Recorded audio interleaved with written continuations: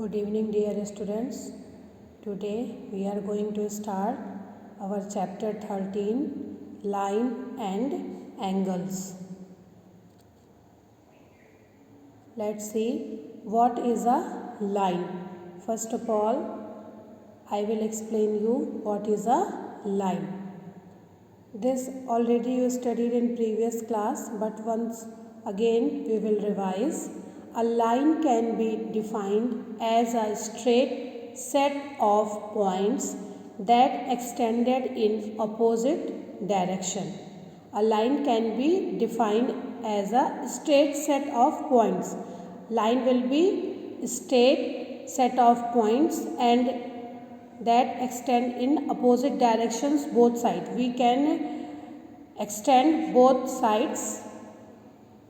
It has no end in both directions. It means line we can draw both directions side according to our needs. We can draw more. Then second quality of lines, it has no thickness. Line has no thickness.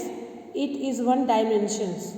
Line has only one dimensions.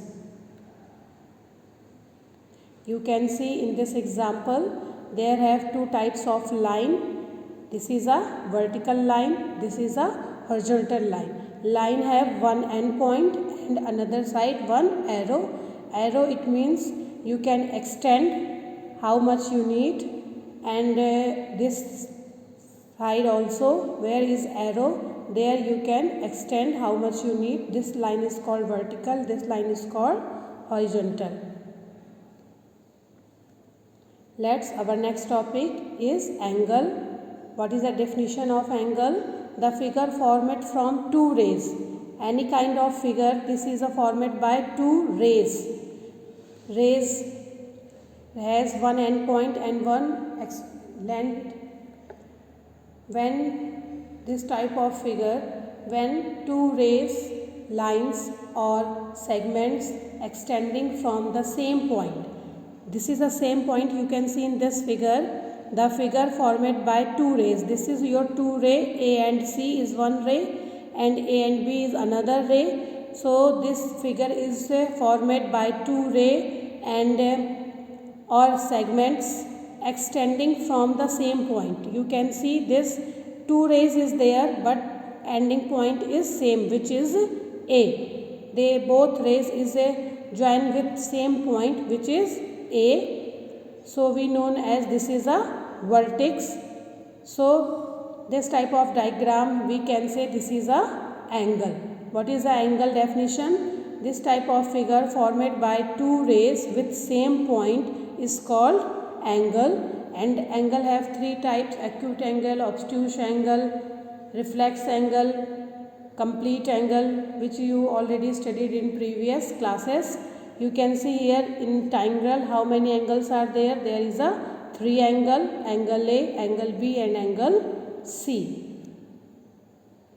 So in this chapter we are going to start property of angles. Now we are going to start properties of angles. Angles have some different properties.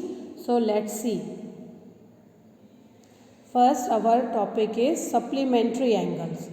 What is the supplementary angles?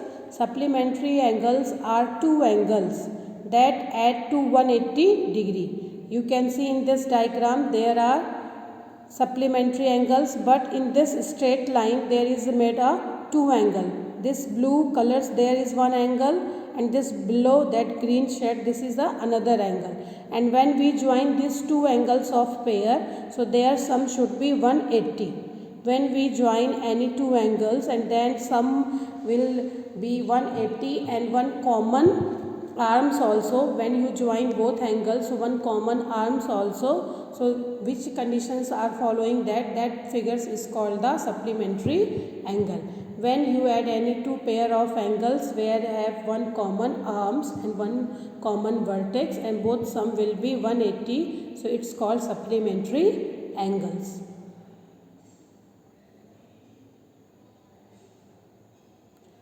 Let's see complementary angle and supplementary angles. Complementary angles means two angles that add up to 90 degree. You can see in this figure there pair of two angles and which have also one common arm and one common vertex, but both pair sum will be 90 degree. When you add both pair, so that sum should be 90 degree. So this type of diagram of angle is called complementary angle. And supplementary angles, two angles that add up to 180. Add up means when you add both pair of angle which have common arm and common vertex, when you add both pair, so that pair sum should be 180. Okay, so it's called supplementary angles. Now our next topic, adjacent angle. Adjacent angles is also called similarly like this previous angle, but there some difference properties are different. They should have a common vertex. Adjacent angle means add, two angles add but some properties with them. First property, first condition should be one common arm should be, you can see this LN. This is a common arm of this both angle. There is a one angle and there is another angle. And when you join both angle, so one common arm should be, one common vertex should be, but the other arms of the angles are on opposite sides of the common arm. Means one arm is common, but another arms in one angle have two arms. So one arm should be common in both angles, but other arm should be just opposite direction. Other arm should be lie on the opposite side. One arm common and another arm should be lie on the opposite side is called the adjacent angles. Which angles are applying these all three properties? Which angles have all these three properties?